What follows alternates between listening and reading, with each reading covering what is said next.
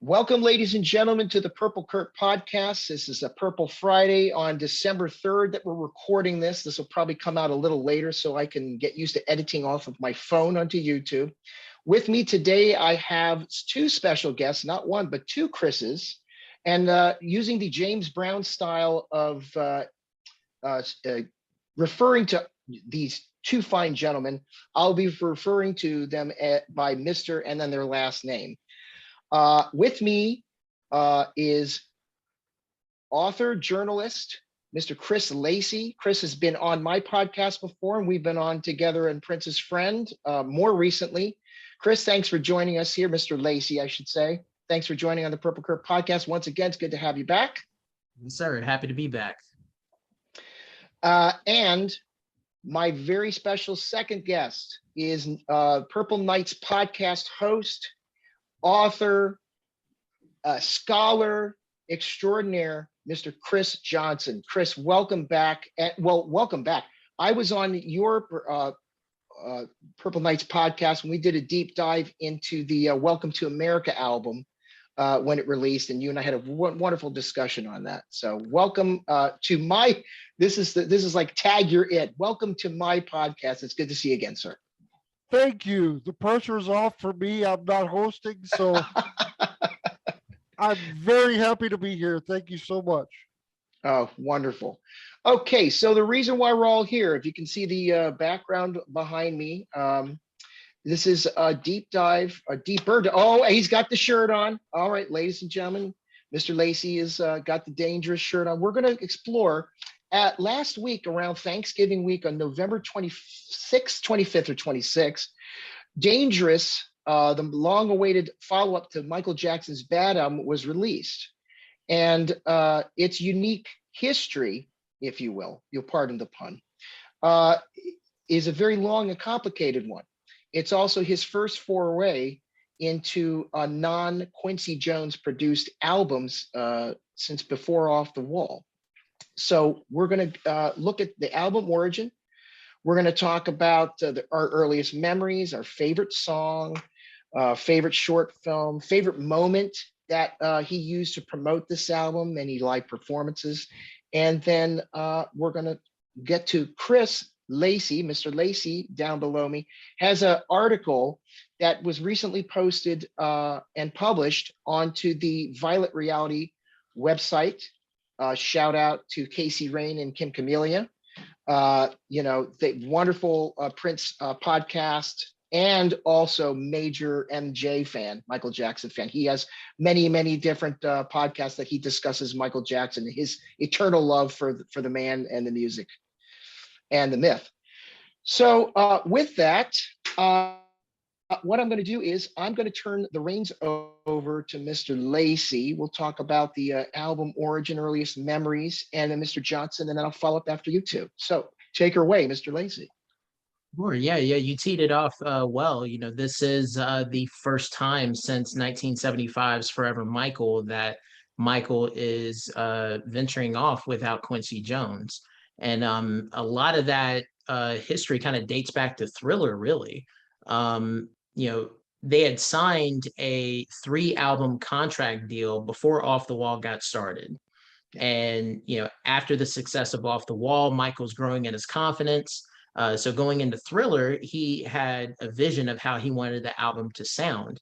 One example of them kind of butting heads a little bit was Michael wanted Billie Jean to be longer. Like he loved having that long intro because he wanted to lock into the groove. And Quincy is saying, look, we gotta cut to the chase. I mean, I could shave on this record as long as it is, and so after a while, they decided, you know what, we're gonna compromise here. We're gonna cut the intro a little bit to Billie Jean, but it's long enough for you to get your groove on. So then going into Bad, this is around January 85 is when Michael's starting to work on the record with his B team, as it would later be known as. Mm-hmm. Quincy is off doing other projects. For instance, he was doing the soundtrack for The Color Purple with Steven Spielberg. So he's doing his own thing behind the scenes.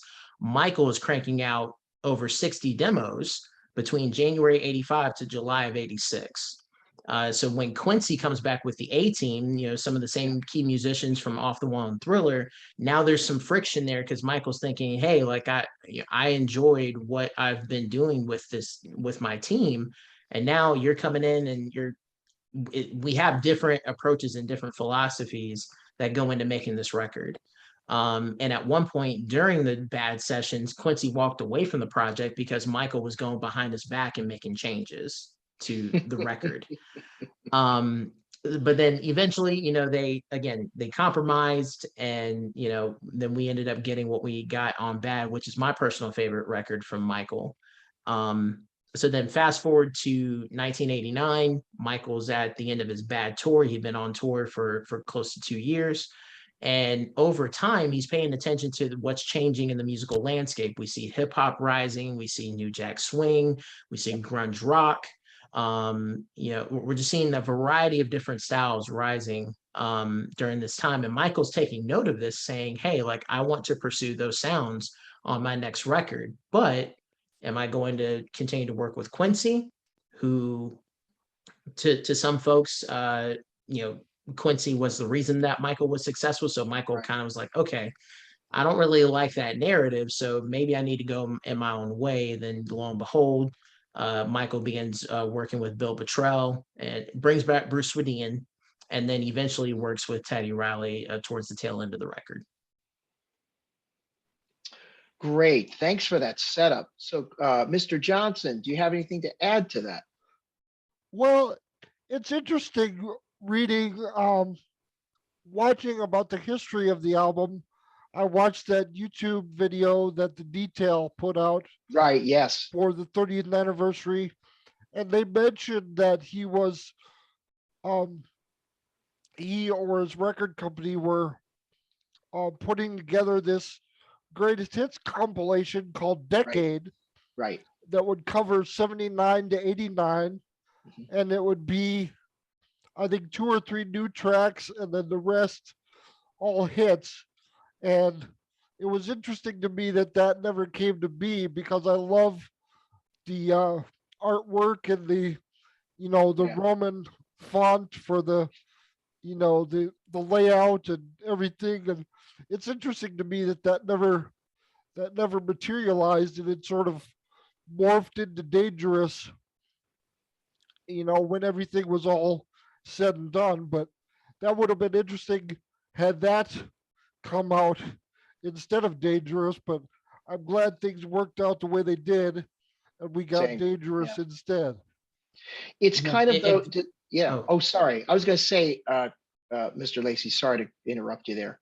I was going to follow up with that and say that he definitely put the pause button on that, and those ideas would eventually be forwarded to the following album after Dangerous, when he did History. And it followed that same format. He had, all hits on the one disc, and then the second disc would have all new material. I myself thought that original album cover for Decade almost kind of looked like what they would use as as an idea for the statue artwork for the History album. So that definitely, I agree with that. Yeah, you definitely can see that they didn't. No idea went wasted completely. So I'm sorry, Mr. Lacy, you were saying? Yeah.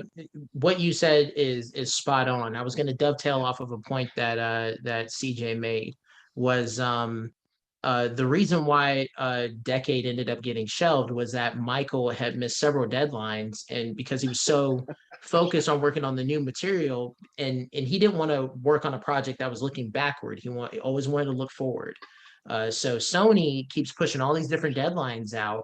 The final deadline that they came up with was supposed to be Christmas of '89, and I learned this from Joe Vogel's book, that once Sony heard the new material, they offered him a clean slate and said, okay, we're going to give you the time to come up with new material. Let's see what else you got. And by that time, he was working on Black or White, Who Is It, Monkey Business, and then Earth Song. Those were the 4 newest songs at the time that he was working on. And it's interesting how, some of those songs, I mean, what was it, between 60 and 70 demos. And a lot of those would later get not used, not just for history, but Blood on the Dance Floor and future Yes. releases. That this particular period of post, I mean, I wouldn't exactly compare him to, say, Prince during his Parade and Sign of the Times era, but this seems to me to be the most fruitful time after Bad and into Dangerous. So if you can make a parallel, since we are all Prince fans and we come from the culture of talking about Prince a lot, and it's why I have a podcast called Purple Curve Podcast. But you see the parallels between this fruitful period of competition. Well, geez, he's making these hundreds of songs. Well, I got to start amping up my game, and trying my hat at all these different things, and creating a sense of more independence and control of my music and the vision that I have for that music. Seems this is most independent effort. Even though you have all these different collaborators, it's his most independent album. I think even more so than History. This is the most independent album you're going to get from Michael is Dangerous, no question. I agree. And I'm glad you made that Prince parallel, because to me, Dangerous is his Sign of the Times, or his Songs in the Key of Life, if we're going to make a Stevie analogy. Yeah, absolutely. Couldn't agree more. Mr. Johnson, what do you think? The comparisons to Sign of the Times or Songs in the Key of Life? What?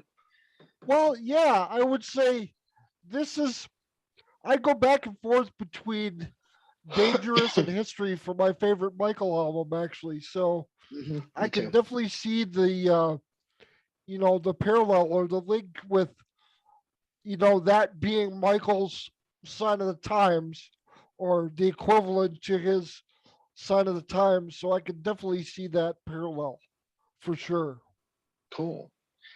All right. Well, what is each and every one of our earliest memories about Dangerous?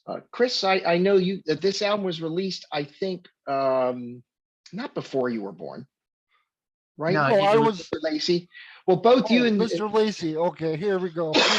yeah, sorry about that. I forgot my James Brown cap. All right, Mr. Lacy. And then Mr. Johnson, sorry. Yeah, you're fine. Yeah. I was born in February '90, and this album came out in November of '91. Okay. So I was a grand total of 1 year old. But I can say that my earliest memory of Dangerous was the Bucharest show, because my mom recorded it on VHS at the time. Oh, and wow. And even at 2 and 3 years old, around that time, I vividly remember watching that opening montage of everything that Michael accomplished throughout his career, and you could not rip me away from the TV screen. I was glued to it.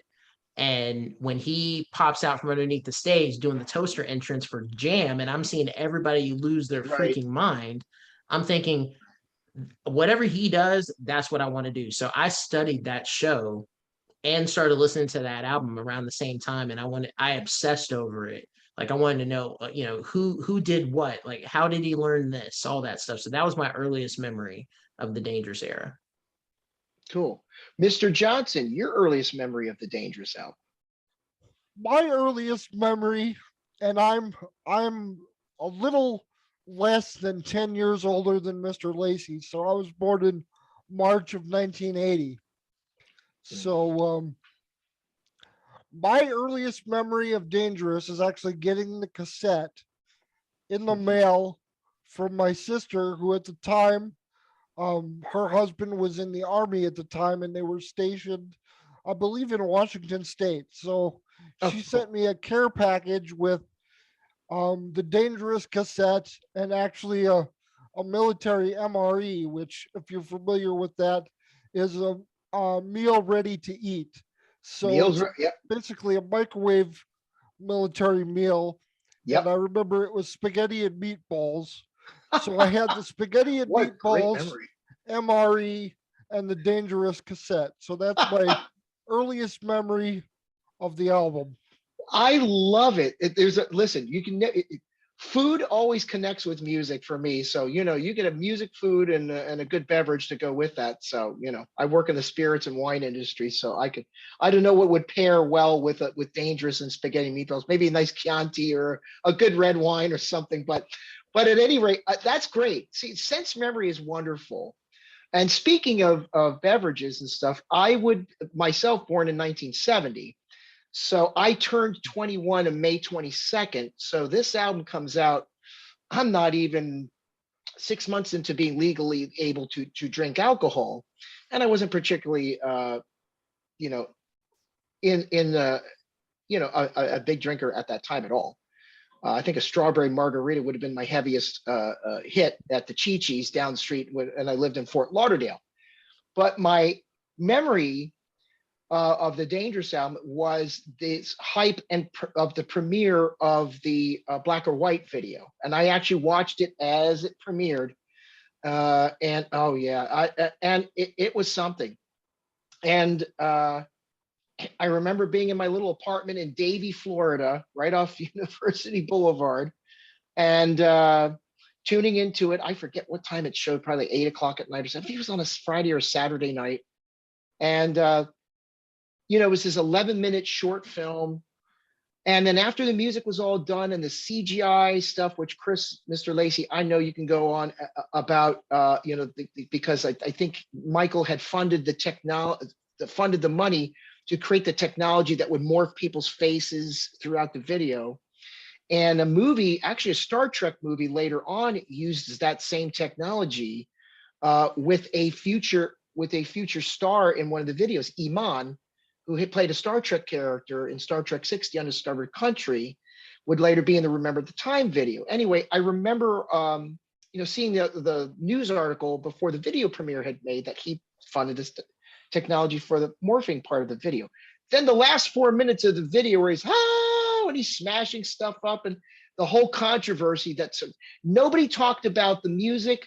Nobody talked about the great visuals that John Landis, who had directed Thriller. It was more about, if it bleeds, it leads in the news world. So they could talk about were those last 4 minutes and how he was just being disgraceful and all that. What are your thoughts on that, Mr. Lacy? That black or white video? Yeah, being able to look back at it, retrospectively, it was interesting to see the amount of backlash that he got. I think it speaks to just where America was at that time, and really the rest of the world for that matter, not really understanding the racial tension that existed. Because you got to remember, around this time, that's when Rodney King was beaten. Mm-hmm. And you're also dealing with other problems within the Black community as far as the crack epidemic. And, Yep.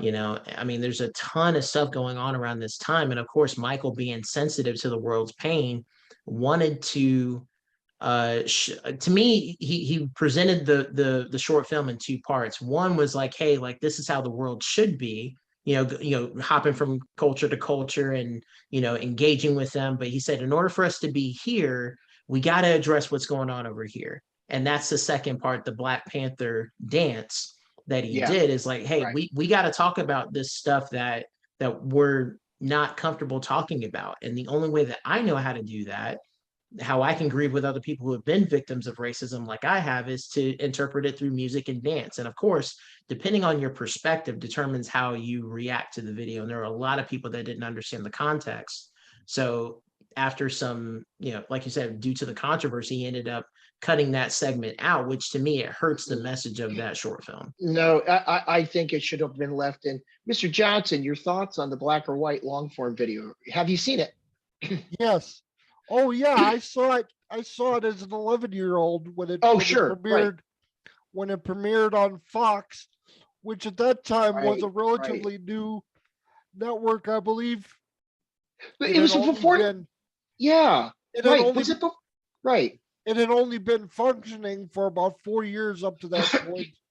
So Right. it was a new network.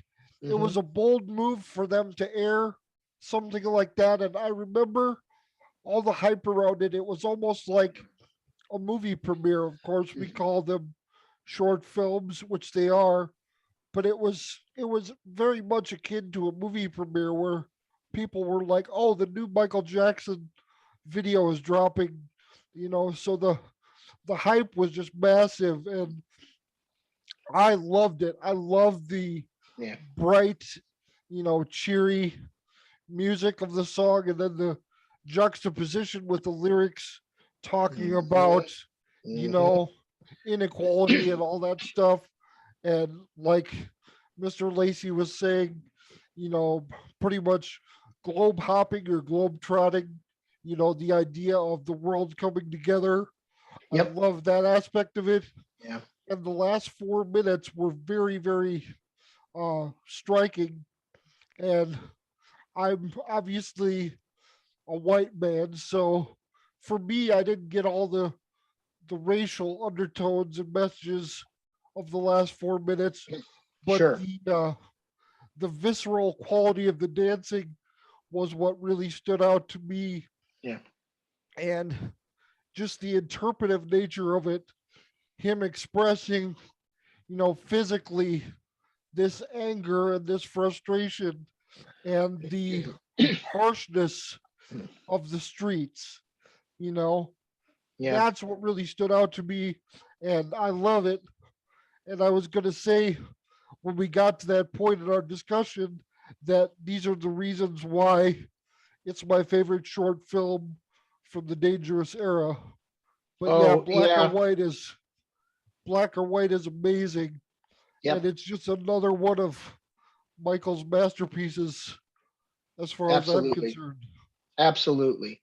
I was going to say with a, Chris, it was lovely. Well, as usual, you always bring eloquent commentary, both of you, of course, but as always, I love each angle that you both take on this. This is why we do these podcasts, is to have these thoughtful discussions, because it goes beyond just mere music and hype and all that. When I look at this 30 years later, with what has happened not far away from you, Mr. Johnson, because you are, of the three of us, you're the only Minnesota native. Right. And, what the recent, Black Lives Matter protests after the death of George Floyd, the murder, excuse me, of George Floyd. Right. And I can't imagine what would Michael think of that, and what song he would have come up with for something along those lines. And the song resonates for me. Watching that ending, like I did recently, it resonates differently, with all the recent things that have gone on. And of course, me being a white male, I can't speak directly on what it feels like, but I certainly see it differently than I saw it when it premiered. And Right. thank you for bringing up, it was on Fox News. Back, or Fox News. Geez, did I say Fox News? Oof, a little slip there. Fox Um, Network. Fox Network, which is completely different entity. um, I believe did it premiere before or after The Simpsons? I want to say it might have been a special. I don't know why I thought it might have been before The Simpsons. I know, maybe I'm wrong on that, Mr. Lacy. I'm probably wrong on that, but I thought it might have been around. But anyhow, Yeah, I can't so remember if it was before or after, but I would want to research that just so I can say, oh, same, okay, this is same. when it I can. happened. So yeah, I Yeah, I can't didn't. recall at the moment. I can't recall at the moment either. Okay, good. That makes the two of us. It's like, but when you brought up Fox Network, Chris, that's like, yeah, that's right. I remember it was on the Fox Network. Boy, your memory's better than mine. I just remember my dinky little apartment with a dishwasher, with a small kitchen and a little dishwasher, watching that on my little non high definition TV. It was incredible. So, Chris Johnson, you had mentioned that your favorite short film was, well, should we do the short films or should we do the songs? I guess we should do the songs, but did you definitely say that Black or White was your favorite short film? Was it also your favorite song? Yes. Okay. No, I have a different favorite song on the album. Excuse me. Okay, fantastic. Well, Mr. Lacy, we'll start with you then. Your favorite song from the Dangerous album, Okay. My or if you have a top favorites, list, however you did it. yeah. My favorite song on the record is "Will You Be There." Yeah. I Okay. knew it. Um, I could have Excellent. guessed that. Well, Excellent. now, and why did you? Of course, we can this hints at your article, which we'll discuss a little later, but perhaps the elements of the song appeal to you? What were the specific reasons why you picked the song? Yeah, so my first introduction to it was hearing it on Free Willy, hearing it during the end credits. So Oh, that to sure, me was interesting to hear it there first. To me, that sure, that was a good marketing tactic on right. Michael's part, you know, from a publicity standpoint. But as I got older, I remember, you know, hearing the orchestral piece. You know, he had sampled Beethoven's Hmm. Number 9 Symphony, and Yes. as a kid, I'd had no idea what the singing meant until I, you know, years later did research on it, and Yep. it, you know, and it's a German to English translation. I'll read Correct. it real quick. Yep. Um, it's from German to English. It says, "Do you bow down millions? Do you sense the creator world? Seek him beyond the starry canopy. Beyond the stars must he dwell." And when I read that, I'm thinking, oh, that sounds like he, you know, he's seeking God in that Mhm. moment. Yep. And then, sure enough, as it leads into the second part of the song, which we all know and love, you know, he wrestles with his insecurities, and you know, Sure. and in the second verse, his voice kind of breaks a little bit, where he says, "Where you tell me, will you hold me? When wrong, will you scold me? When lost, will you find me?" And then he says, "But they told me a man should be faithful and walk when not able, and fight to the end, but I'm only human." Yep. I always start to tear up when he sings that, because you can feel the conviction in his voice. Like, he wants to Yeah. be all things to all people, but if you live for people's acceptance, you'll die from their rejection. And that to me was the takeaway that Michael got from that experience. And then in the third and final part of the song, it's as if he's having a conversation with God through prayer, you know, saying, you know, will you still care? Will you be there? You know, through my trials, my tribulations, all of that. Like, he's speaking Yep. on behalf of all humanity, saying, you know, hey, will you still be there? And I'm reminded of my personal walk with Christ, and where I feel like I fall short all the time, Hmm. you know, and I'm glad that I have a relationship with Jesus and know that he loves me unconditionally. And that's who Michael was. Like, he was a Christian minded artist, and most people don't see him that way. They just see him as a pop entertainer. But it, you know, but once you dig deeper into his backstory, you understand he had a biblical worldview, and that's why that song is a masterpiece to me. And in fact, it's his longest song in his entire discography. It's 7 minutes long. Yes, it's an incredible song. Mr. Johnson, your favorite song, sir? My favorite song from the Dangerous album has to be, and it's probably in my top three Michael Jackson songs in general of all time, is "Who Is It?" Ooh. Hmm. And Hmm. it's just really, really striking. You've got the bass line, you've Hmm. got the Yep. beatboxing beat, Yep. which I loved. I Yep. loved that moment from the 1993 interview with Oprah Oh, Winfrey when he I was does just, the yep. beatbox. Yep. Um, and just the, like Mr. Lacy was talking about, the conviction of his vocals in "Will You Be There?" and the conviction of his vocals in "Who Is It?" is really, really striking, and to me very, very moving. If you go to YouTube and you can pull up the isolated vocals to "Who Is It?" and just listen to those, and listen to the pain and the anguish Yep. in Michael's voice. Yep. It's soul stirring, it's soul crushing, but it's also soul stirring as well, and inspiring, because you hear the pain of the human condition. And one of my favorite lyrics by Michael is, "I am the damned, I am the dead, I am the agony inside the dying head." Oof. That's Yeah, one of the most darkest. meaningful, most moving lyrics I've ever heard in any song before. And it just talks about the human condition, and it talks about wanting to be loved and to be accepted, Mhm. but being worried that the people around you are not what they seem. And it's just, Yeah. to me, it's an incredible song, an incredibly moving piece of work, and especially the ad libs in the last third where Michael Oh, is just screaming, pleading, don't bother me. Um, mm. it's really, really moving. Well, I'm getting choked up just hearing you describe it. Yeah, seriously, like, Man, Mr. Johnson brought his A game for that one. Like, that's a spot on analysis, man. That's awesome. that geez, now I have to follow up. I have to follow that up. Like I said, I knew you were going to bring your A game, but oh Lord, I can't find the ball. It left the net. It's down the street. It's in the neighbor's house. I can't get it. Well, Um, if you can't tell, I really love the song. That's all I gotta say. I no, really love the listen, song. I there's probably a handful of them, and you'll have to forgive me when I say I think there's a couple of songs on here that we could have done without. It just Yep, honestly, yep. honestly, Keep the Faith, which is a really great song, I could have done without that. And Say It to Garrett, who wrote my favorite Michael Jackson. Some of my favorite Michael Jackson songs are the ones he never wrote.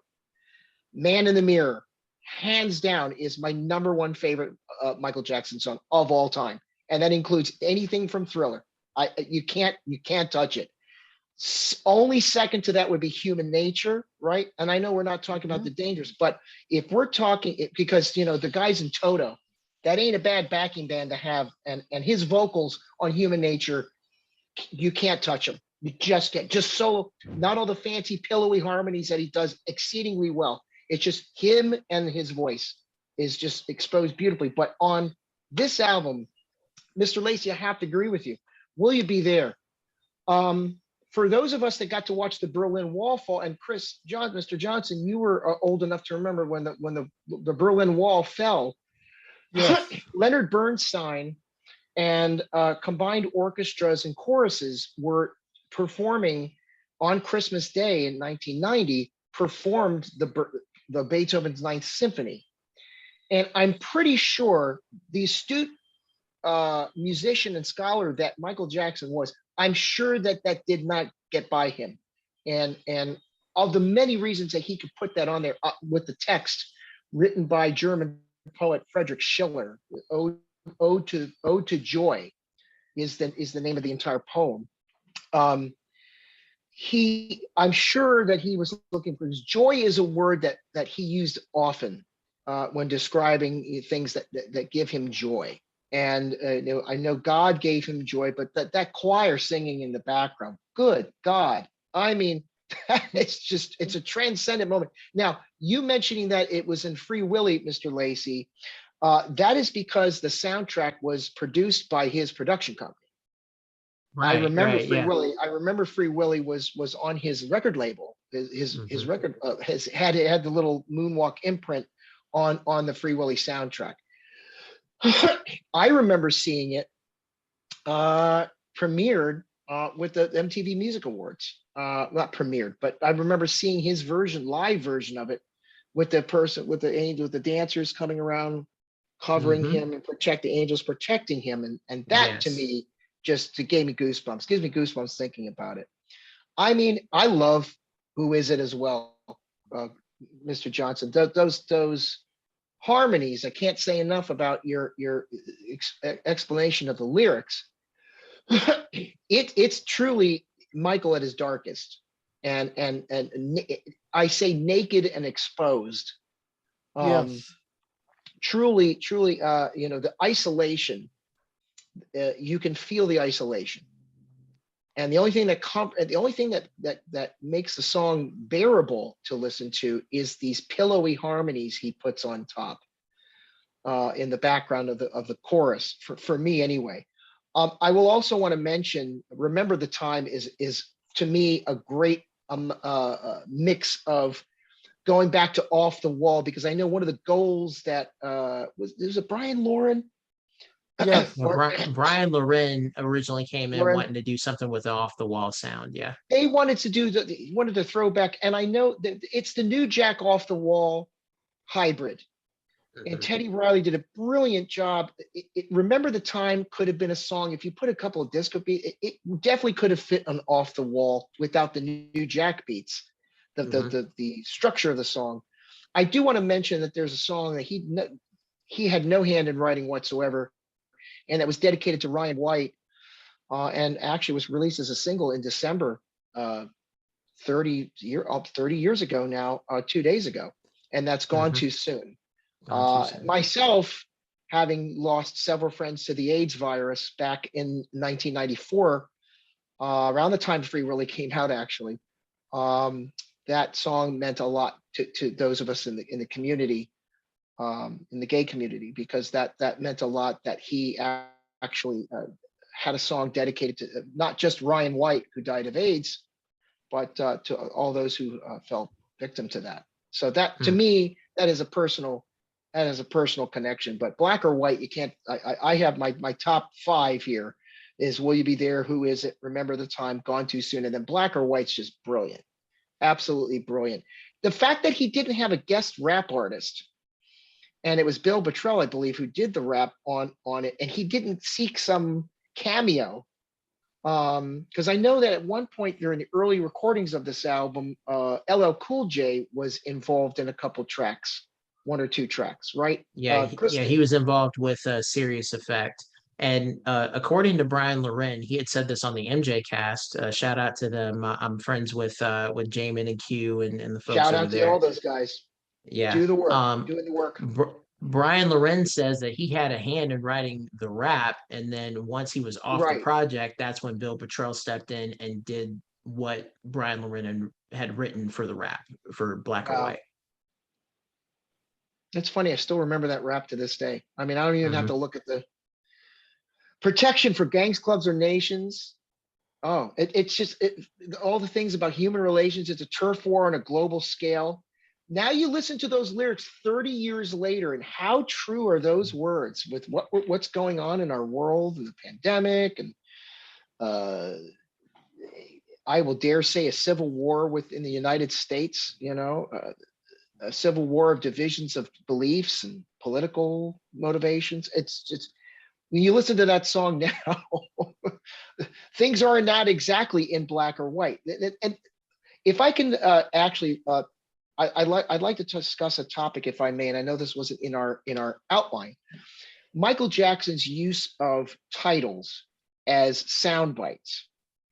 I noticed that Black or White is a great example of that, because he purposely came up with titles of songs and themes that directly and indirectly at the same time address the rumors about him, whether he wants to be black or white, how he identifies racially, and how he identifies sexual identity wise. Because there was a review of Dangerous that mentioned that In the Closet, which is great video, probably one of the more interesting, that he didn't understand the context that in the closet meant that if you were gay, you hid your sexual identity. I think he knew exactly what he was doing when he named that song, because he knows people were rumoring and whispering, oh, Michael's gay, he's this, he's that, he's the other thing. And he's like, okay, I'm going to flip the script here for just a second. I'm going to take this song I'm going to take this catchphrase in the closet, and I'm going to flip the script, and I'm going to repurpose what that means to me. I'm going to keep this relationship with women, since he had no privacy whatsoever with whomever he was dating, because and we're talking pre-social media, because everything you do today can be magnified, Twitter, Instagram, whatever. They didn't have that 30 years ago, but the tabloids were certainly, and are certainly today, still around. We still live in a National Enquirer and TMZ world. And for him to say In the Closet. So anyway, I just thought that was interesting, that he was able to take those 2 particular songs and address directly the rumors in the grapevine. Yes, sir, Mr. Lacy. Yeah. I want to dovetail. Yeah, I want to dovetail off that point about who he was dating at the time and how it affected his work. The opening lyric of Black or White. I took my baby on a Saturday, bang. Boy, is that girl with you? Yes, we're one and the same. That was criticism that he got for taking Brooke Shields to the Grammys in 1984. Right. Somebody questioned him saying like, what are you doing with someone like her? And he's like, we're one and the same. Why is it a big deal that I'm taking Brooke Shields to the Grammys? And then kind of dovetailing into In the Closet, he's still dating Brooke Shields at this time. But Madonna was originally supposed to be the guest vocalist on In the Closet. And she had talked about how they, originally started talking about the song, and there's an interview clip out there somewhere. If you need me to get it for you, I'll give it to you later. Where they had talked about, the song title and stuff, and Madonna's basically saying like he knew what he was doing. He was doing it to be provocative, and it feeds into the Dangerous album title and stuff. So like he knew what he was doing. Like Michael understood drama and how to get people's attention. Absolutely. Which interesting bit of trivia, and Mr. Lacy, you can correct me if I'm wrong, but the voice on In the Closet is actually uncredited, but it's actually Princess Stephanie of Monaco. That's correct. That did the voiceover for In the Closet. So that's a huge thing right there. I always thought that was so awesome. Yeah, you know what? Thanks, Mr. Johnson, for being that. Mr. Lacy, do you have now? I didn't do extensive research on if there's any interview with Princess Stephanie of Monaco doing that vocal, or where she just happened to be in town and record the vocal, or did she do it by that? I don't know. Yeah, to my knowledge, I've never found an actual interview from her talking about what that was like. But yeah, if it's out there, I mean, I'll definitely share it with you. But this to me speaks to the impact that Michael had as a global icon. You got somebody that is friends with Princess Stephanie of Monaco. He is friends with Nelson Mandela. I mean, he is well known throughout the world, and Princess Stephanie of Monaco wanted to pursue a music career. So because she was friends with Michael at the time, Michael said, well, hey, why don't we work together on this? So that was her worldwide introduction to a lot of people. And I believe she went on to record some things, but didn't necessarily gain as much traction as other folks would. But yeah, that was our introduction to her through music, was through the song In the Closet, just that narration. Alas, she could have been a Prince protege. Who knows? She could have been a Carmen Electra. I was just gonna say, right. Like-minded thought there. Wonderful. Okay, so gentlemen, let's go to the favorite short film. And Mr. Lacy, I'll turn that to you, sir. Man, oh gosh. Well, after what Mr. Johnson had to say about Black or White, again, I'm still thinking like, man, what can I come up with? So I'll go with this. It's a tie between Jam. Gosh, where's some other ones? Jam, In the Closet, but I'm gonna go with Remember the Time on this one. I'm gonna go Remember the Time. Yeah. Because again, you got to think of the context of where he was in his career, but also where America was at this time. You got to think of any film that was based in Egypt at that time.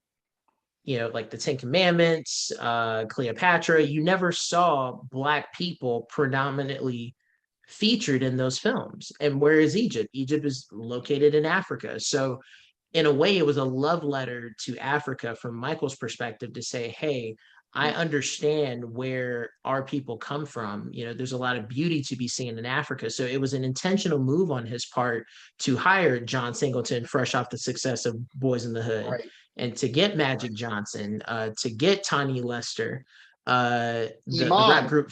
Yeah, Iman, Eddie Murphy, the rap group, the Far Side is in there as well. So it was an intentional move on his part to do that. But then when you look at it from Michael's personal perspective, by 1985, his skin started changing due to vitiligo, and a lot of people didn't know what to make of it. So people started to think that he was ashamed of his Blackness. And for those that don't know me, I actually have vitiligo on my hands. So that is something Yeah, that's something that a lot of people don't know. I've battled with vitiligo since I was 12 years old, and I heard a lot of the same things that Michael heard, where it's like, oh, Chris is bleaching his skin, or Chris doesn't want to be black. Like, and it devastated me being a middle school kid because I at that can't time kids even have no imagine. filter. Well, So this is news to me. I don't think you've ever mentioned that to me before, and no, no, no, yeah, yeah, and it's I not don't something think. that I've shared. Well, you know what? Bravo for you for sharing it for one, and who better to have a perspective on that than Yeah, somebody who actually has it than you. I mean, yeah. I yeah, mean, I know all the it rumors that. yeah, What a it was shame. yeah, so for Michael to go through everything that he went through, like this is his olive branch of sorts to say, hey, like I haven't forgotten where I came from. I'm proud of who I am. He says this verbatim in the Oprah interview. He's like, I'm proud to be a Black American. I'm proud of my race. I'm proud of who I am. So for Michael to drop that short film on Black History Month, might I add, like it was calculated for him to say, hey, I love my people and I'm doing this for a reason to show you, hey, I haven't forgotten where I came from.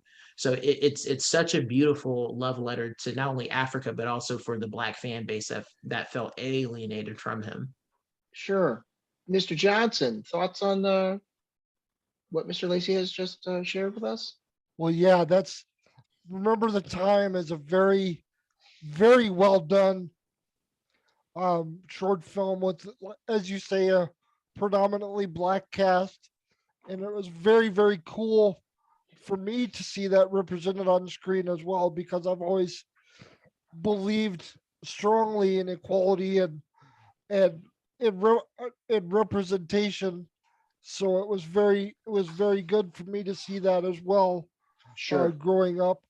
Yeah. And I want to give, I know I already mentioned my favorite short film before, but I want to give an honorable mention to In the Closet, because, first of all, as a red blooded heterosexual male, it doesn't get much sexier than Naomi Campbell. Yes, sir.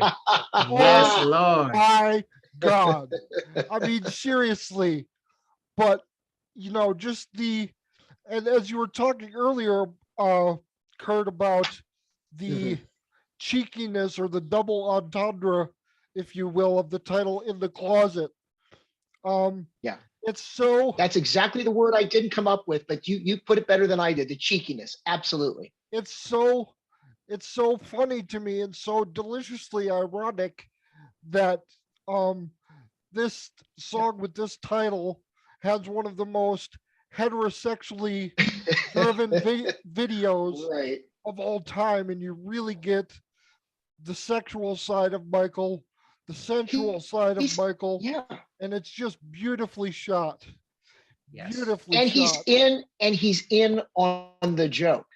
He is Yes. completely in on the. You don't get to his status in a career by not being in on the joke. That's right. He Yes. not only was in on the joke, he flipped the script on the joke's narrative on its ass and made it his own, which is what a true great artist does time and again. And he just proved himself. Yes, sir. Yeah, I wanted to And share something that I've shared with a couple friends of mine, and they didn't notice it until I mentioned it to them. If you go back and watch In the Closet, if you look at Michael's hand, it looks like he's wearing a wedding ring. So to me, that speaks to the adulterous nature of the song. It's like they're trying to keep their relationship in the closet. Like he's playing a character that is, maybe having an affair with Naomi Oh, okay. Campbell's character. So go back and Okay. watch that, you'll catch it. And there's a photo online. I'll send it to you guys, but you can clearly see that he's wearing a wedding ring on his finger. And I'm thinking Huh. that is so like that's so I don't interesting. think I ever caught, it's been forever since I sat and watched that video. Just Yeah. sat down and watched it. But it's kind of like his there's that Ray Parker Jr. song, or if I go back to the 70s, Billy Paul. He's there's the Ray Parker Jr. song, I'm in love with the other woman. Mm, That was a huge hit. This is pre Ghostbusters, of course. right. Yeah. I'm in love with the other woman. And then me and Mrs. Jones, which people say it's not just about an affair, it's also about heroin addiction. There's a whole double meaning to that song. Mm, So Right. Okay. I know. Think about that now when you go back and listen to that song. So who's to say that Michael didn't have all these hidden meanings, meanings upon layers upon meanings in songs? That's what great artists do. They layer it. They layer it like a sandwich, like an onion. That's awesome. Right. And Wonderful. I wanted to add one more thing about Please. the sexual nature of the video. It's really interesting because it's Michael's coming out moment as a sexual being, as a sexual man. And I kind of equate it to Janet's video around the same era of Love Will Never Do Without You, Yes. where she's coming into her own as a sexual woman. And it's a really interesting parallel that Yeah, that sure. siblings would do similar videos like that. I would argue, in addition to the Love Will Never Do Without You video, that absolutely she did definitely piggybacked on her brother. I think she took it even a step further. My favorite Janet video is If. Oh, probably one of my favorite Oh Janet my songs. God, yes. With that Great wah-wah video. guitar, holy crap. Great I think video. she took that idea and ran with it even more. Yes. Yeah. Oh my God, you talk about, even I had to look at Jen and go, okay, all right, hey, all right, girl. Yeah, sexuality is sexualities, we can all agree here, since we're huge Prince fans, is a wonderful thing. Yes. And so my favorite short film based upon that is actually Remember the Time, because I thought Michael looked hot as hell in the video. I thought that was the most attractive. He wasn't trying to put on all these costumes and jackets with spanglies. He just had a wife beater. I hate to call them wife beaters. Now, we're living a cancel culture universe, but he's wearing the sleeveless t-shirt. I was like, damn, all right. Real quick, yeah. you said Remember the Time, but he's wearing a wife beater in the closet. Did you mean to say in the closet? No, I meant to say Remember the Time. Okay, well, in the video. Oh, Okay, wait a minute. Is this what he uses in the closet? They're using the artwork for. He wears that outfit in the closet. closet. But you're right. Yeah, I'm sorry. I meant in the closet. I'm sorry. That's okay. I'm sorry. Thank you for screwing my head on right. Oh, that's fine. I want to make sure I was on the same page with No, you are right. That's good. But that, and we have to give a big shout out to Herb Ritz, who is the director for that. He's well known for still photography. Yep. Initially, back in the late 80s and early 90s, he's also a gay man. And he was well known for working with Madonna and helping direct videos for her as well. So he was quite the it guy for many top shelf artists. I don't think he ever worked. And he did the great photo shoot that eventually was featured in the Hits to B-Sides collection for Prince. Yeah, for Prince. Oh, that's right. Yeah. That's right. Absolutely correct. Yes, he did. Yes, he did. That was that. And hey, the beauty of black and white photography for one is just classic. And Michael, you look at his fashion, even through Dangerous and all that, he was all about those nice dress shirts with a white t-shirt and the dressy casual look. But it always looks like he was being. I just, he kept his fashions could go one of two ways: over the top, or to me, this like. Anybody could dress like he wanted to have an identity that anybody could dress like him if you just got a fedora, t-shirt, and a thing, a way that people could easily identify with him through fashion. I mean, he just. Excellent point. I really like the militaristic vibe that I love that too. Oh yeah, that he did with a lot of his costuming. Oh yes, which he gave to Janet. Right. Yes, from Captain EO to Rhythm Nation, that you saw the military vibe. I have the distinct honor of seeing Janet Jackson's opening show for the Rhythm Nation tour in Miami, Florida, actually. And I will tell you that, and her video equipment broke down, so they delayed the show for 20 minutes, I can tell you. And Chucky Booker was the music director. Remember that? Good old shout out to Chucky Booker. Oh yeah, he was great. He actually opened the show for about 20, 30 minutes with his solo stuff. He's a friend on Facebook. He's a wonderful musician. So shout out to Chucky. He's a great guy. Great, still making good music today. At any rate, can I dovetail off something you said about fashion? Yes, sir. That was an excellent point that you made, that Michael had this vision of, he wanted to appeal to the masses. You know, whether you were 8 years old or 88 years old, he wanted to be able to identify with you in some kind of way. And what you said about fashion is, you know, spot on. I mean, find somebody wearing white shoes and penny loafers, you immediately think of Michael, right? And you also see the other stuff that he wore. And then, and you know, I kind of extend this to Prince. When he wore outfits, it wasn't like, oh, I'm wearing this on stage and then I'm going to change into something else. Like, that was an extension of who he was. He wore those kinds of suits all the time, you know? And that's how Michael was. Like, anytime that he went out in public or whether he was on stage, he was dressed as if he was about to perform that day. He's That's what professionals do. That's a very good idea for a book that somebody should tackle the fashion of Michael Jackson. Because there is a book out there called The King of Style. I can't remember who wrote it, but someone did explore Michael's fashion. And it came out a few years ago, but well done book. I wish I could remember the author, so I blame my mind, not my heart. I don't either. Well, you know, if you look at 1991 as a year in itself, it's a very pivotal moment musically, because Michael was, you know, leaning towards this, you know, hair bands, heavy metal bands that basically softened their image with ultra glammy looks and what have you. The tide was turning when Nirvana's Nevermind album comes out, and that's celebrating its 30th anniversary this year. Did about a month or two ago, came out just before Dangerous. And when Smells Like Teen Spirit comes out, the only group to keep Michael off the number one albums chart is Nirvana. I mean, that was clearly a sign that, hey man, there's a change coming. And Michael didn't necessarily make his Seattle album. You didn't see Michael wearing flannel and a fedora, which would have been interesting. I would have paid money. I would have paid money to see that. I could have seen him do that, you know. But he didn't give in to that particular trend, because I think he wanted to. You know, Dangerous is basically a love letter to the Black community. That I'm still, you know, who I am, and like you said, Chris, Mr. Lacy, you know, in his interview, was it Mr. Johnson? Which one mentioned the Oprah interview? I'm sorry, now I'm forgetting. I did.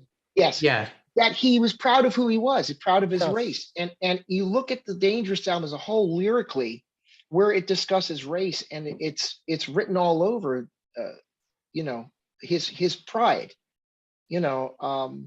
It's a fascinating, you know, this is why we'll be talking about him decades from now. Another 30 years, and this album celebrates 60. You know, I can't imagine if we're still here. If I haven't gotten a one-way ticket to Mars. Oh, at any rate, that's a story for another day. But so to wrap this all up, we have another topic before we wrap things up, and definitely get to your article, Chris, that you just recently, Mr. Lacy, had just published on the Violent Realities website. Wonderful article that you designate as a preamble to a deeper dive that you're going to take, and hopefully we'll get to having you put a book out about Dangerous. That I will be first in line to, and I want an autographed copy. I'll pay the money for it. I want it as well. You got it. And Chris Johnson, you'll interview him for that, because you know, the way you did interview Dwayne Tudall for his Prince book. I mean, man, come on now. You know, that's all I got to say. Well, thank you so much. You know, I don't want to toot my own horn, but I'm pretty proud of that. So, you should be. You should be. Dwayne's a lovely human being. Would love to have you on. A shout out to Dwayne. I'm sure he's just as much of a Michael Jackson fan as the rest of us here. But your favorite moment during and of course, now we talk about favorite moment, we're going to go from 1991 up to like 94, 95. I mean, Michael's marketing strategy campaign for all his albums, he released singles once every 2 months. He didn't release a single every time, but he metered out those songs to try to get some mileage and performances and guest appearances. There's so many choices one could make. So If you have more than one, please feel free. So, Mr. Lacy, I'll turn it over to you. Your favorite appearance or appearances by Michael Yeah. during a set. I'll go with my favorite moment first, and then I'll do my favorite performance after.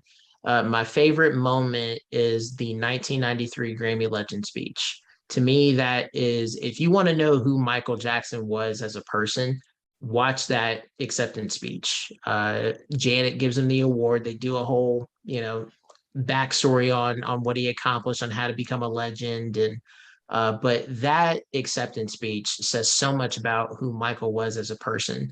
He even joked about it. He was like, I've gone from where is he to here he is again. Like he'll just disappear for years and then come back. Right. But there was the key line in there where he said that it feels good to be seen as a person, not as a personality. And he also talks about his childhood, how his childhood was stolen from him, and he had been on stage since the age of 5, and like he wants people to understand how why he is the way that he is. He's not perfect, but he's doing the best he can with what he has in front of him. And he's sensitive to the world's pain, and he wants to he described himself as an instrument of nature, allowing music and creativity to flow through him, to make a difference in the world. So that's my favorite moment probably ever from Michael, because you truly get to see him for who he is. Then my favorite performance, this is so hard. It's a toss up between the Super Bowl halftime show and the first time he performed Dangerous on the American Music Awards. I'm going to go, just be a contrarian. I'll go with the AMA Awards when he first did Dangerous, because nobody anticipated that he would be the opening act for the show. Like that was his first time performing Dangerous, and and then throughout the years he would continue to refine it. And then fun fact, like he first debuted Dangerous in front of a live audience in 1993, and his last televised performance was the American Bandstand 50, where he did Dangerous for the last time. That's his last televised performance. So to me, like that piece was so important to him, because he would continue to revisit it and refine it. And I would say it's one of his most popular routines, right up there with Smooth Criminal and Thriller and all that stuff, because it's such a masterful performance. So I'm done rambling. So those are my answers. That's wonderful. That's wonderful. Mr. Johnson, favorite moment, performance? Well, I'm kind of cheating with this because I'm lumping in the whole episodes or the whole show for both of mine. But the moment I would say would be the Michael Jackson Talks to Oprah special was huge for me as a fan, because I don't think there had ever been such a personal, intimate interview done with Michael prior to that point. If there had been, I hadn't seen it. But and people's people's opinion of Oprah as it relates to Michael has vastly changed most the past few definitely years. I can personally say that it has changed for me, but we won't get into that. That's another subject entirely for another show. Absolutely. But with I know where you're going. with the Michael Jackson Talks to Oprah, was a very personal, intimate look at Michael's life. And yes, the questions were hard hitting. It could be argued that some of the questions were sort of out of bounds. Yeah, the Virgin question was out of bounds. Yeah, yes, it was very much so. But I think as a whole, it was a very essential, very vital part of the promotion of Dangerous, and also in Michael's career as a whole, to be that vulnerable and to be that open to talking about his life and his thoughts. Just a great, iconic television moment in Michael Jackson history. And then for my performance, I'm going to go off what Mr. Lacy said earlier about his first memory of Dangerous live in Bucharest. That concert has got to be one of the best live performances I've ever seen by any artist. And it was just so iconic. And again, it was one of those worldwide events that was almost like a movie premiere. Oh, the Michael Jackson special concert is going to be on HBO. That's And right. everybody that I knew was watching it. So great performance. And so those are my choices. Great Excellent. answers. Great Excellent. answers. Gosh, well, I tell you, there's so many moments, and you guys mentioned the Oprah interview. It has to be up there for me as well. Where he bears a lot. My favorite moment out of that whole special is him doing the acapella version of "Who Is It," Yes. Yes. because he can explain. He's very eloquent. He can explain his feelings and everything like that. But I think he sums it up better when he just performs it. When he performs and sings and does the acapella, I mean, that was like, oh, okay, you know. Um, I'm And hesitant to I'm he's hesitant to say any of his live performance. he's Yeah, feeling embarrassed, but he goes and gets up on stage anyway and does all this popping and locking and does the moonwalk in front of yeah. Oprah. And he said he plays it off like it's nothing. It's just a lot of pushing and Well, angles and all Yeah. this stuff. And he's so nonchalant about it. It's he, like, oh my well, God, Michael Jackson just did the moonwalk and he's playing it off like it's nothing. I mean, it's Yeah. iconic. Yeah. Absolutely. But before he even got up, he's like, I'm a little rusty. And me being a dancer, I know what it's like to be rusty. And I'm like, yo, if I'm rusty, I hope I look like that. right. Exactly. Exactly. Exactly. I hate to say this, but I think he's the master of false modesty because he knew exactly what he was doing. He could be falsely modest because he tries to play it, and he's always reminding, and he's not always false about it. I don't want anybody to get the impression I think Michael Jackson's not telling the truth, but he always tries to stay humble about the fact that he worked his ass off and to maintain a dancer's body even up to his death when he was age 50. I mean, I'm a year older than he would have been alive. It's just I go out for a run, which I'm going to do after I'm done with you guys. I'm going out for a nighttime run, and I tell you, just to get prepped and do my little stretches for that stuff, that's a pain in the ass. And here he's trying to keep these moves and what dancing and his style of dancing does to your feet and your ankles and your legs, and to maintain that through decades, it's extraordinarily hard. So yeah, he plays it off like it's nothing, but we all know deep down inside the guy worked tirelessly. In fact, I think right before Dangerous was put out and recording, he was rehearsing. They called 911 on him because he was rehearsing in his studio at home, and from exhaustion, from sheer exhaustion and dehydration from Mhm. practicing, he had to be hospitalized. So sometimes you don't know when to stop when you're trying to be a perfectionist. Right. I was gonna say he was very much a self-admitted perfectionist. He says it Oh like yeah, 5 different times in the Oprah interview. He says it, and because I watched it today in preparation for this podcast, sure. and as I have, I have really intimate experience with the idea of trying to be perfect and trying to be a perfectionist. For me, it's obviously trying to compensate for my physical disability Sure. with Right. mental acumen and all that. But I could definitely see where, as a perfectionist, you're never satisfied, so you're always gonna Oh, sell yourself short, and you're always gonna seem modest because for you, whatever you do is never good enough. It's never up to par with what you have in your mind. So I don't Mhm. think it was modesty as much as it was the Insecurity. perpetuation of his perfectionism and his desire to reach the absolute zenith in everything that he did. sure. I'll buy that. I'll buy Yeah. that. Well, gentlemen, I can't say enough about this wonderful discussion that we've had. Uh, to conclude things, we'll turn over to Chris, Mr. Lacy.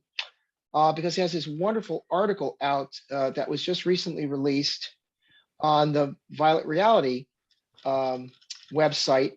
And just so I get the title correction, Michael Jackson's Dangerous Turns 30, Engaging Pop Culture Without Losing the Gospel is the title of your article. And can you just give us an idea of what people can expect when reading this?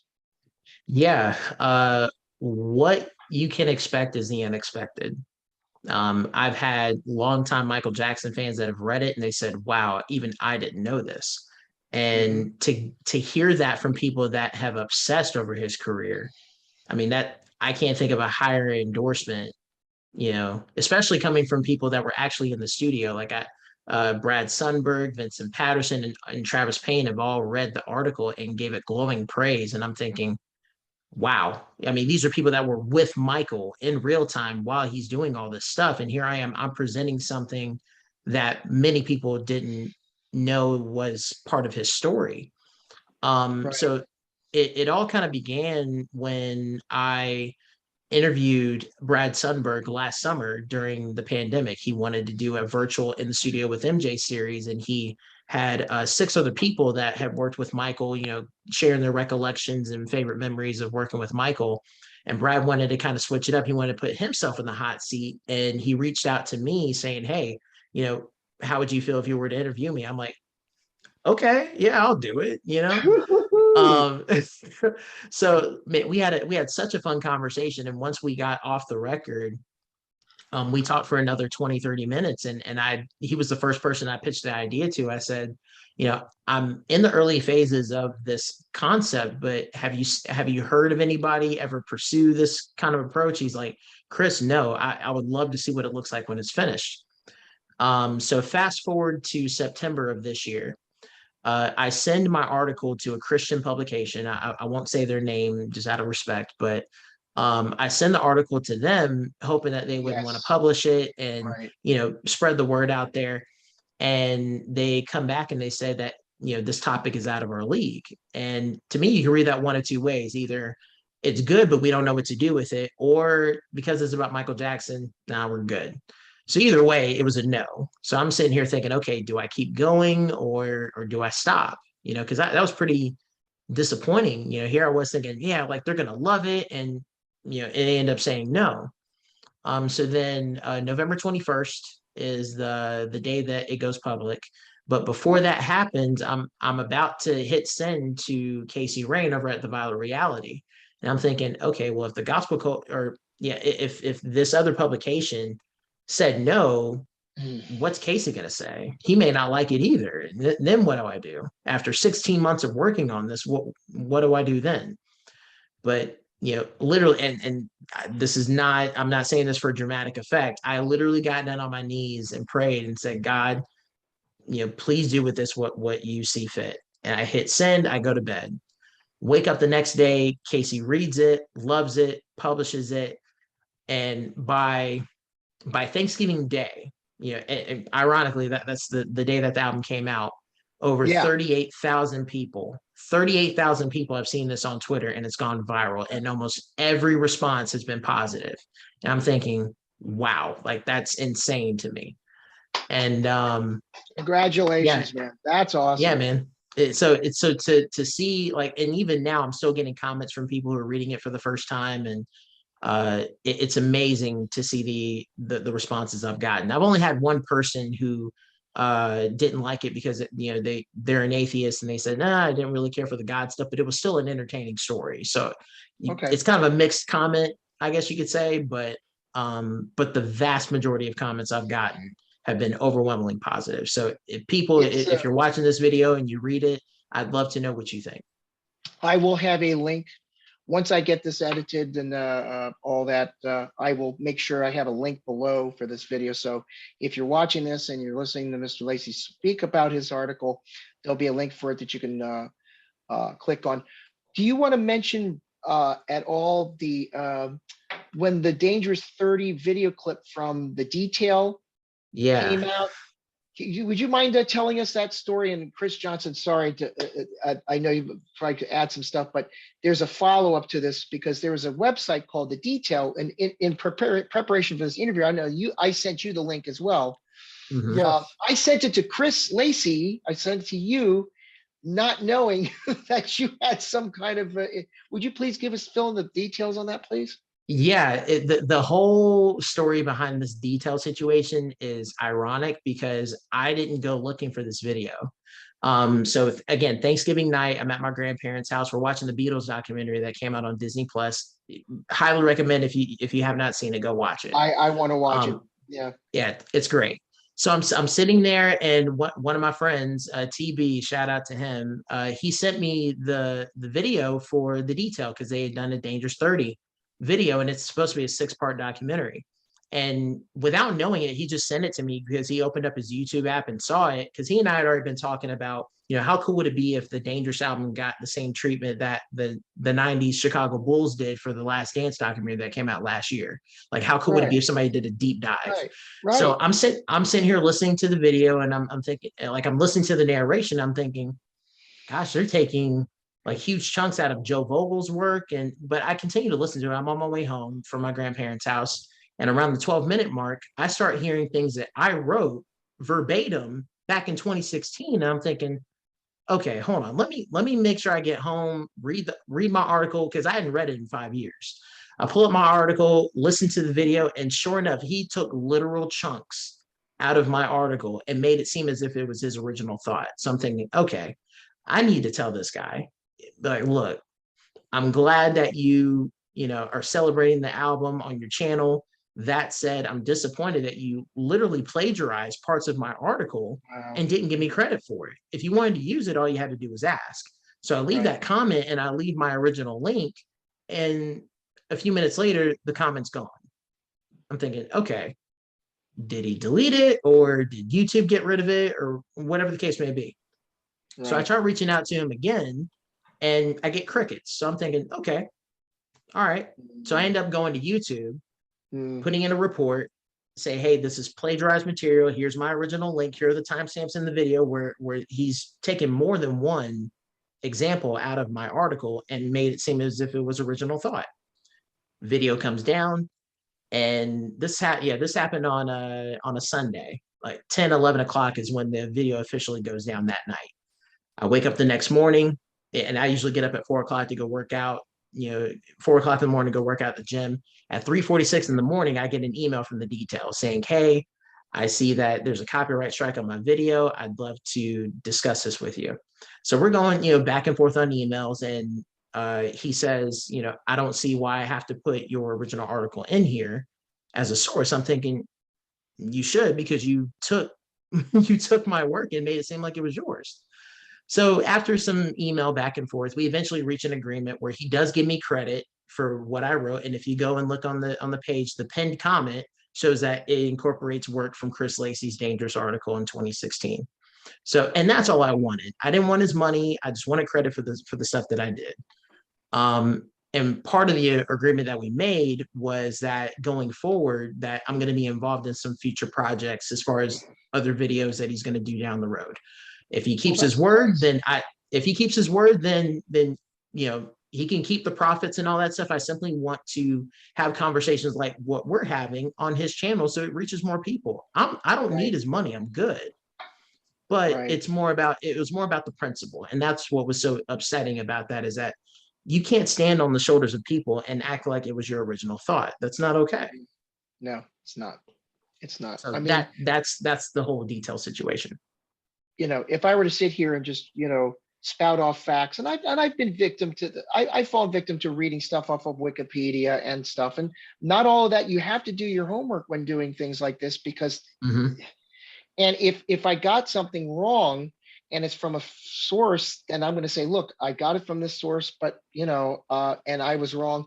Or if I don't give credit to somebody, certainly, I give you credit for starting this whole podcast episode and getting me back on the horse. So my shout out to you for doing that, because I haven't done this in a while. It's and ironically, it's not about Prince, which is great, because we should follow this podcast up if all three of us can get together and, Diamonds and Pearls 30th. I know that's we're a Hey, little late for that, listen, but yeah, D&P, man. I mean, what a significant year because it's a sea change for both Michael and Prince. Chris, I'm for sure. sorry to not leave Mr. Johnson, but the thoughts about, have you ever had a similar experience to Mr. Lacy where somebody has used your original thought like that? Because I know you're quite the writer as well. No, I have not actually. I've been lucky that way to sort of, um, you know, go fly under the radar, semi-anonymous, and part of me likes it that way, but a part of me wants my work to gain some recognition and all that. Absolutely. So I'm sure Hmm. it's kind of a tightrope situation to walk, but I'm looking forward to people that that are gonna come for me and try and uh take my stuff because I'll definitely tell them where to go. Well, Yeah. if I may toot your horn for a second, Yes. Chris Johnson, Mr. Lacy, I don't know if you know this or not, but Chris Johnson talked, and you and I, Chris, have talked a lot about not a lot, but we've often have had discussions about your disability and trying to find a relationship with that and what have you. You have a book that you're working on. Did you want to talk a little bit about the book that you're working on Yes. Well, based upon I that? don't I don't know if it'll ever see the light of day because Oh, well, we're going to make it see the light of day. I'm I'm gonna put the gauntlet down I'm right now.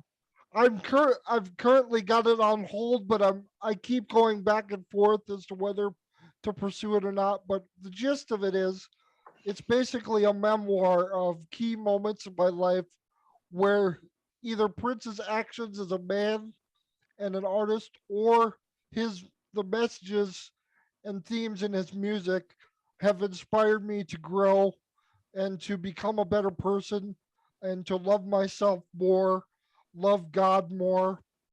And it's just my journey as a Prince fan, and it's the main gist of it is his impact on my personal growth, both emotionally and spiritually, um, dealing with challenges of cerebral palsy Mm, and how his music inspired my faith and it inspired my sense of perseverance and my sense of self-love. So there you go. that's That's awesome, what it's man. about. That's Yeah, awesome. I think the working title was Elephants and Flowers, if I'm not mistaken. Right, because if Great you re- tribute. if you really listen to that song, the theme of the song is that God creates creatures great and small, Mhm. everything from the large lumbering elephant to the small delicate flower and everything in between. So It's at the his end of the day, yeah, at the end of yeah. the day, it's all about God and the gifts God gives you. And I I'm not just want to yeah, write a book about my life, my experience as a Prince fan, and the yep. spiritual power of music to heal, to uplift, and to Yeah. enlighten. So there you go. Well Uh, said, man. let me tell you something. Y'all can put a button on your sentences. I'm just saying, y'all can put a button on stuff. I'm not wearing a button shirt, and I just felt like a button was just put on my running shirt here. Well, speaking of trying to put a button on things, I think we should probably wrap this up because we life happens. I've got to make sure that dinner is ready. I've got it in the crock pot upstairs. My day off today, so trying to be the domestic god in the household while praying to the God that I can get all this done and be on time for to be with you two fine gentlemen today. Well, I can't thank you enough for this wonderful discussion. It's great how it's not just about the music because it's a human experience whenever we can get together like this. And that's the wonderful thing about the extended Prince fam community that we can talk about non-Prince related subjects and it still ties into what this is really all about at the end of the day is loving ourselves, loving God, and the entire human experience that culminates. And Uh, uh, through And the arts. let us not forget either that Prince and Michael were peers, right? They were rivals, Correct. Sure. but they weren't rivals to the extent of what the media presents it to be and what Yep. they presented to be for many, many years. They had tremendous respect for each other. Yes, They did. motivated each other. They came from the same generation, born the same year, came up with the Yep. same Correct. music and the Same same year. Yep. influences. Yep. And Mr. Lacy's article was really revelatory to me because it really opened my eyes to another parallel between the two men, and that is to say that they were both very spiritual, very Christian artists, Yeah. Mhm. and that tends to be overlooked. But I just want to say that they were a lot more similar than they were different, or they were a lot more contemporaries hmm and allies than they were enemies. So I To just want to say piggyback, that. yeah, to piggyback on your mentioning that, it's interesting. It made me think. It's interesting how Michael was raised in the Jehovah's Witness faith, Yes. and then found his own way into his beliefs, his Christian beliefs, and then you look at Prince, where he was brought up a certain way in the world of Christianity, and Yeah. eventually Seventh Day found his Adventist. Seventh Day Adventist, and found his way to the Jehovah's Witness faith at one point. And I think probably towards the end of his life, I think that kind of waned a little bit for him. Mhm. I Right. He mean, transitioned into more of an esoteric, new age type philosophy, I believe. Mhm. with So yes. cue artificial age, Yes, which is right? Oh, actually and no, which I is know we can actually all. my Twitter handle Yeah, I know. is artificial age. Lacy, So there that's you his. Get go. at Yeah, I it. was just gonna say. Yeah, Wow. Okay. So Chris Johnson, that's I've been him. following you after all these years and did not realize that that was you. Okay, yes. Yes, it Wow. is me. Yeah, because when I saw the Twitter handle, I was like, I like this person just strictly off the Twitter handle. Like, this is great. Yep. Look, you speaking of revelatory, there's that. That's a bombshell for you. I know. I know. He's had that Absolutely. handle for a while. Yeah. I Yeah. have to. I have to get on Twitter more. Obviously, Chris. Both Chris's. I have to get on Yeah. Twitter more. Well, Well, anyway, gentlemen, I can't thank you enough once again for this thoughtful discussion, and I will have links for both Mr. Chris Johnson's Purple Nights podcast and his most recent episodes that are uploaded on his YouTube page or on Blog Talk Radio. You can be found on Twitter. Can you tell us where else you might find you? Facebook.com/ChrisJ80. And Mr. Lacy, I sent you a friend request earlier today. okay. I'll be sure to accept it when we finish up. Okay. And Good. Mr. Lacy, you can be found in a number of different places. Can you give us a couple of those, please? Sure. Yeah. You can find me on Facebook, ChrisLacy. Twitter and Instagram have the same handle at ChrisLacy1990. And then medium.com. It's a chrislacy1990.medium.com. Wonderful. Well, with that, I say thank you, both of you, for coming on the podcast. You can find me on Facebook as well. I do have Twitter and I do have Instagram, Purple Kurt Instagram. I don't use Twitter as much, but I will promise you, I'm trying to be better about social media. My have to- Instagram also is Yes, please. ChrisJ80. Chris It's J80 on the ChrisJ80 as gram. well, but I barely Right. use it. So Yes, I think I have to. I think we have a New Year's resolution coming up to yes, start using those more.